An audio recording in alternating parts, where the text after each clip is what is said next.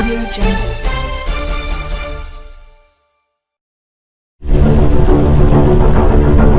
नमस्कार, मैं हूं अंजलि और आप देख रहे हैं एनएससी न्यूज भारत। तो आइए शुरुआत करते हैं आज की प्रमुख खबर से। वापी जिला विस्तार में तक्षशिला समाज में नवरात्रि की 108 पावन कामनाएं चलाई गई और सलामी तिरंगे में 61,111 रुपए का दान दिया गया।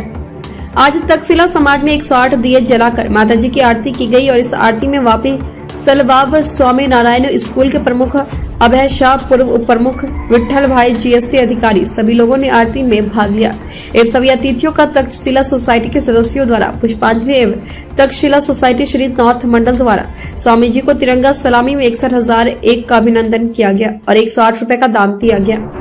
तक्षशिला समाज में पिछले कई वर्षों से नवरात्रि उत्सव का आयोजन किया जाता रहा है, जिसमें समाज के सभी लोग गरबा और डांडिया रास को धूमधाम से मनाते हैं।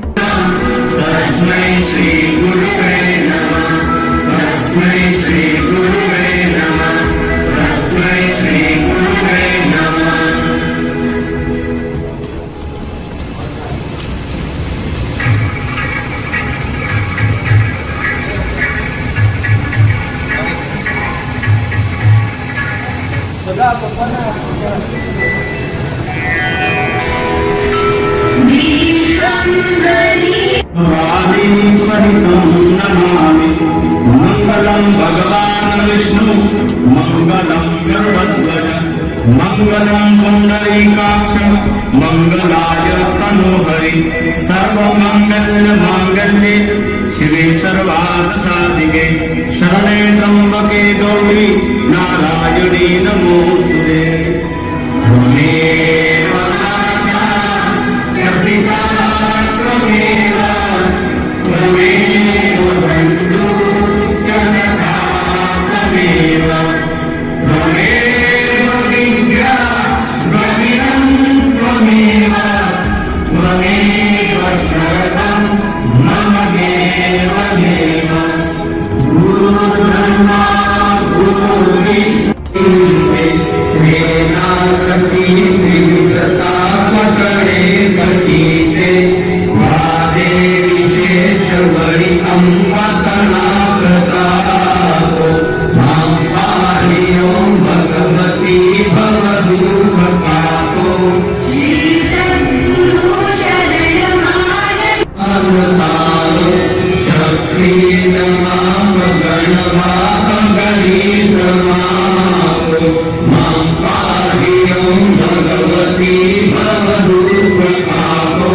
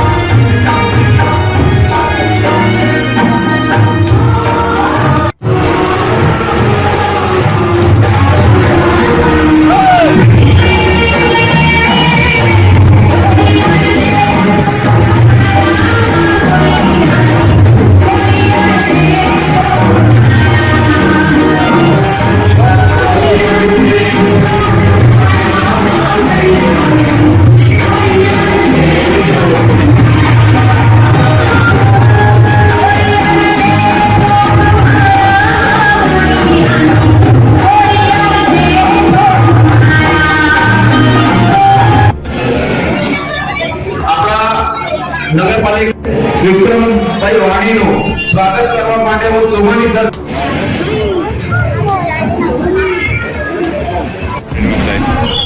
નગરપાલિકાના ભૂતપૂર્વ પ્રમુખ અને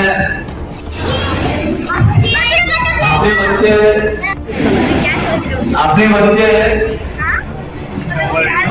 તો તેમનું સ્વાગત કરવા માટે આપણી વચ્ચે જસોદા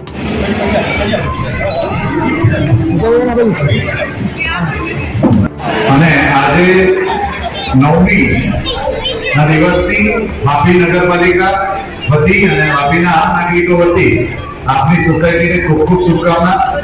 અને આજનું જે સુંદર આયોજન છે જે નવરાત્રીમાં મને ગૌતમભાઈ અને એમના જોડે વાત કરતા હતા કે વર્ષોથી એટલે 2020 વર્ષથી આનું આયોજન થાય છે અને સફળ આયોજન થાય છે.